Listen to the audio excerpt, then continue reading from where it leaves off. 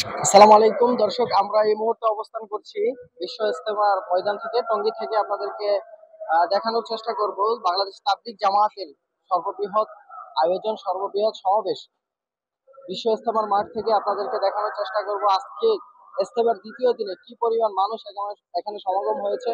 আমরা কিন্তু এখন অবস্থান করছি তুরাগ নদীর তীরে। তুরাগ নদী থেকে আপনাদেরকে দেখানোর চেষ্টা করব। আঙ্কেল জায়গা থেকে আসছেন আঙ্কেল? রাজশাহী থেকে আসছি। রাজশাহী। হ্যাঁ, তো কোন দিন আসছেন? আমরা কি মঙ্গলবারে।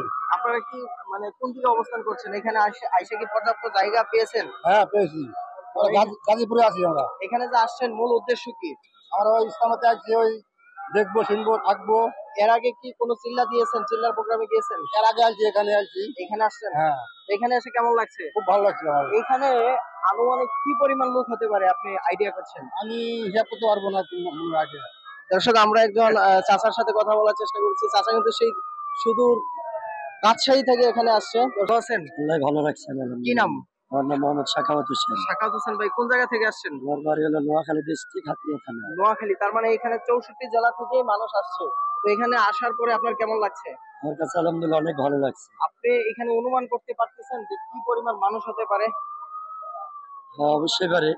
কি পরিমাণ মানুষ হতে আনুমানিক পারে? কম না হলেও 5 থেকে 5 লক্ষ মানুষ হবে। 5 লক্ষ মানুষ কিন্তু আজকে উনি অনুমান করেছে এর বেশিও হতে পারে। এর বেশি হতে পারে। তাবলিগ জামাতের ভাইয়েরা এবং ধর্মপ্রাণ মুসলমান যারা পাটা দেখেন।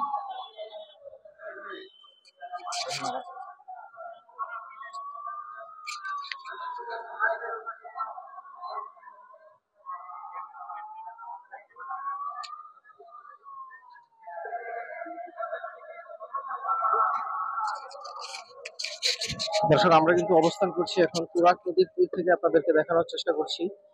আপনারা যত দূর চোখ যাচ্ছে আপনারা লাল, হলুদ, বিভিন্ন কালারের কাপড় দেখতে পাচ্ছেন। এগুলো মূলত হচ্ছে এই 3 দিনের জন্যই মূলত আয়োজন করা। আগামীকালকে আখিরি মোনাজাতের মাধ্যমে মূলত এটা শেষ হবে ইনশাল্লাহ। আহ বিভিন্ন জেলা থেকে, বিভিন্ন দেশ থেকেও কিন্তু এখানে লোক আসে। আপনাদেরকে আরেকটা জিনিস দেখানোর চেষ্টা করব। আমরা অনেকে প্রশ্ন করি যে বিশ্ব ইজতেমাতে যে বয়ান করা হয়, বড় বড় শায়েখরা, বড় বড় আলেমরা যে বয়ান করে, এটা মূলত কোন জায়গা থেকে করে? দর্শক, আপনাদেরকে একটু দেখানোর চেষ্টা করব। ক্যামেরাতে ওইভাবে বোঝানো যাবে না। আপনারা দূরে দেখতে পাচ্ছেন ওই গাড়ি দেখা যাচ্ছে।